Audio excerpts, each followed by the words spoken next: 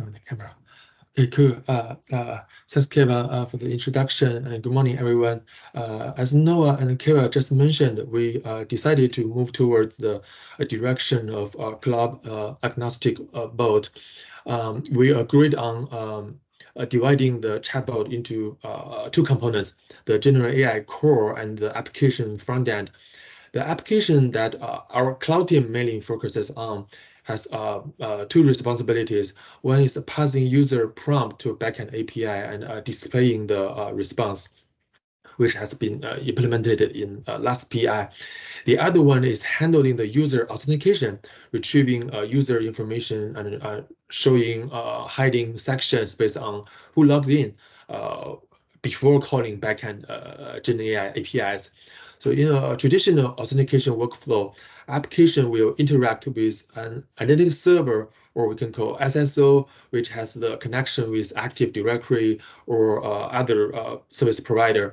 SSO will handle the user login session, manage access activities, and run as an independent system endpoint.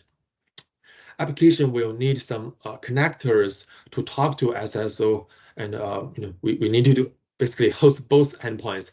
And after discussing with Gen AI team, we decided to start with AD integration first, while keeping the possibility of supporting other providers in the roadmap.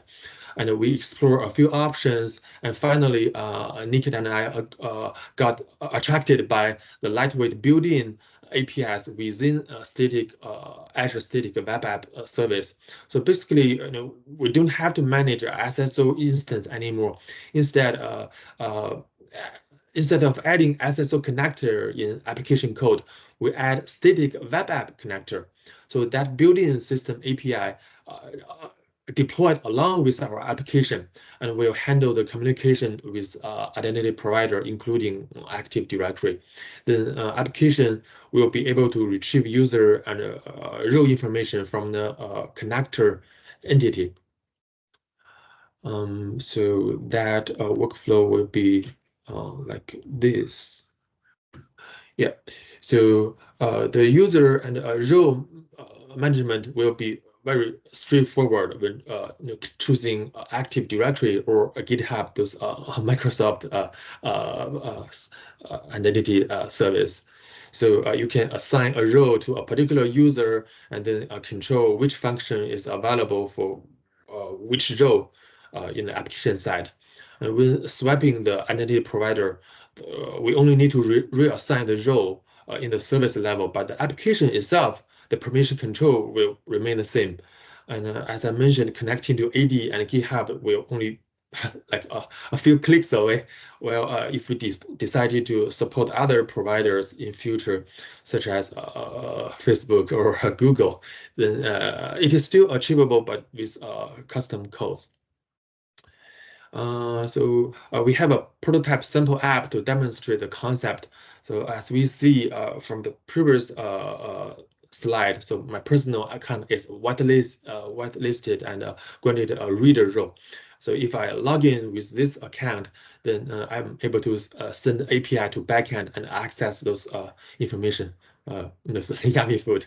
And if I log in as a different user, which doesn't have that required role, or if I do not log in, then I will see just this unauthorized message. Okay, moving to the coding challenge. So we connected each application component and made the full stack system functional. It consists of a web frontend powered by Node.js, a Java backend API endpoint running in Docker, and a PostgreSQL database. It also has optional asynchronous workflow built on top of Apache ActiveMQ. So messages are sent from backend API to the message queue and processed by a scheduled batch job running in Docker. In terms of improvement, we would like to introduce the serverless design in the batch processor in the next sprint. So unlike the always-on API, the batch processor is only needed when message arrive. So we think, well, Docker container can still be either turned on and off, but they can only be triggered according to a fixed schedule.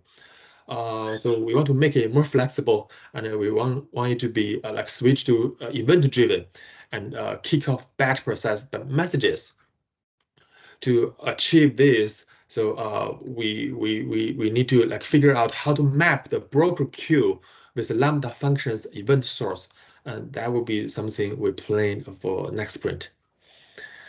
All right, I think I conclude the cloud team's effort on authentication prototype and the application portion of the coding challenge.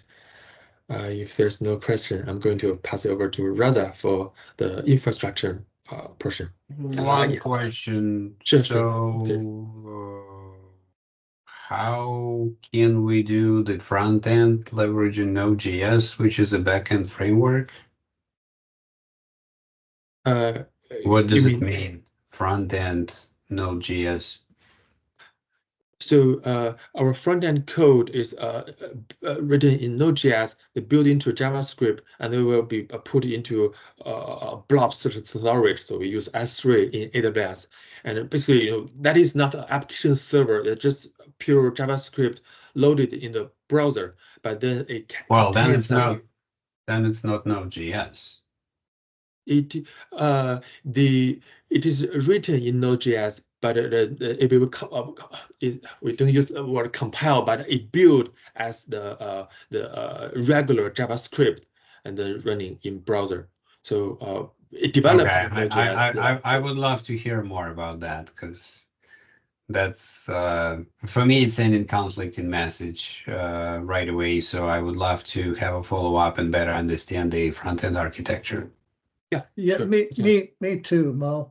So if you have a session with Victor, will you also include me on that? We do, Bill. Yeah. And by the way, I think we're using the same technology for our chatbot as well. So we do like React development. We build those like advanced JavaScript into the regular one, so the browser understand and it run in browser. So like we don't have to use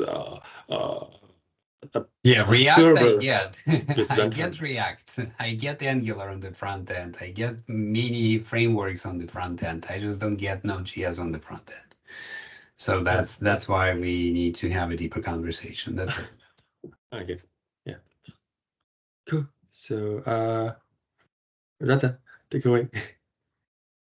Do we have anything on the front end we can actually demo at this point?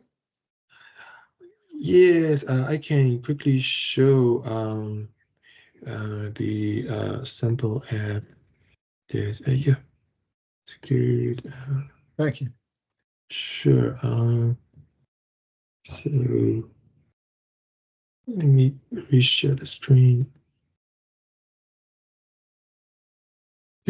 So this is the front end that we built in previous sprint. We haven't added the login function to this yet. I think we plan to do it in 7.4. But basically, this is a static web page, and we can like ask questions such as how to deploy I don't know, Databricks. AWS, something like that.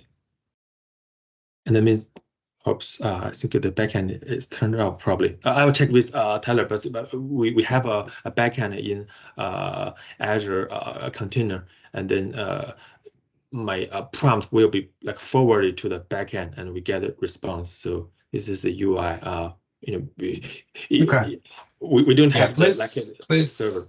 Fix it. So let's let's plan to have a follow-up discussion when we can take a look at the front end and talk about the front end architecture, probably tomorrow early afternoon before GenAI meeting. That's great to me.